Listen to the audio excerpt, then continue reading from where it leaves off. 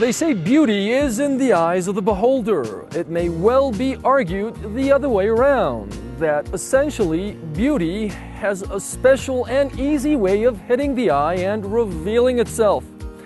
Whichever it be, the majestic charm and appeal of Kashmiri arts and crafts cannot be denied. For centuries, the exotic exclusivity with a mystical undertone of Kashmiri traditional handicraft have been consistently capturing the imagination of many Western onlookers. From the Indian-ruled Kashmir, here's Press TV's Shahanabat reporting. Handicrafts of Kashmir are known throughout the world for their artistic quality and grandeur. It is said that the art in Kashmir is the gift of Persia, which came to the land by Sayyid Ali Hamadani some 600 years ago.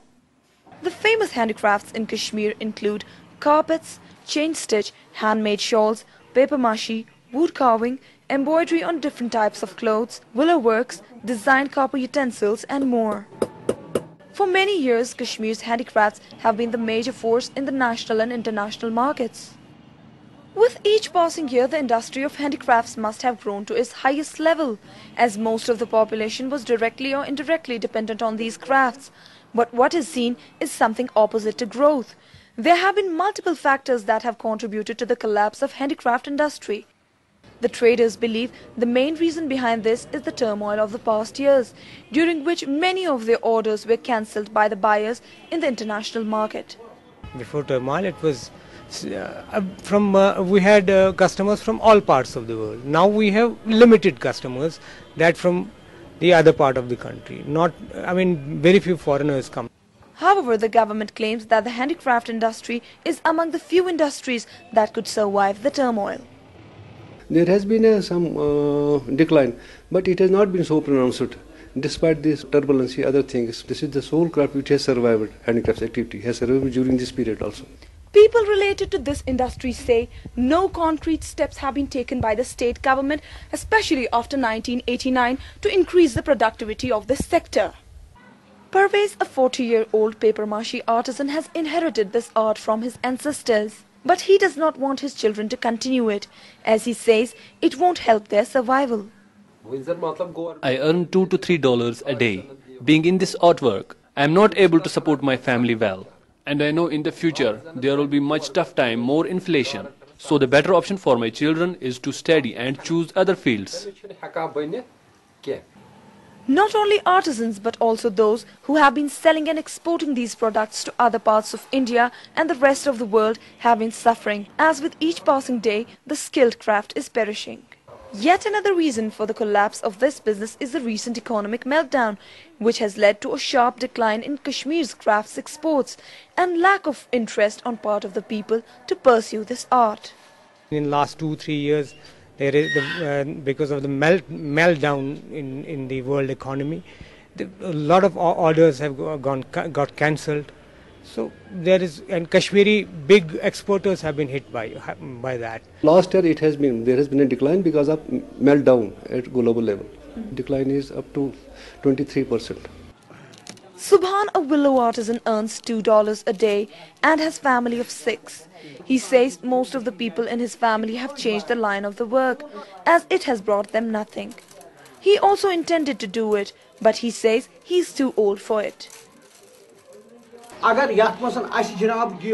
The raw material has become so expensive that there are little gains, and the demand has also decreased in the market because willow basketry is getting expensive and people prefer cheaper alternatives.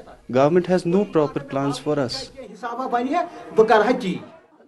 Although artisans complain of poor schemes and lack of government's interest to save this industry, government claims to have launched many plans that are beneficial for the industry. We are having 322 training centers in a valley, which are secreted throughout the length and breadth of the valley. In these training centers, we are training all of these village boys and girls. The idea underlying the training is to bequeath the legacy of handicrafts to succeeding generations. We try to make it a hassle-free. Once we register artisans or our unit holders, we spare no effort in sponsoring their cases to different financial institutions. According to media reports, in 1970s, there were over 1,500,000 artisans all over Kashmir, with city people taking handicrafts as the primary source of income and villagers as secondary. But now things are different. Sources said in 2003, when the Department of Handicrafts in Kashmir conducted a special census, it found 700,000 artisans in the region. The officials of the department say presently the number of artisans registered with it is just 350,000.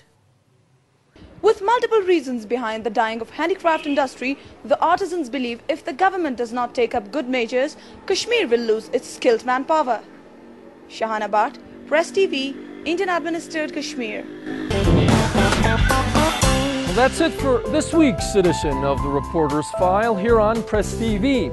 Thanks a lot for spending your time watching us. In the meantime, how about using that email address to get in touch with us and tell us what you think about this program. But till I see you, when I see you, it's take care.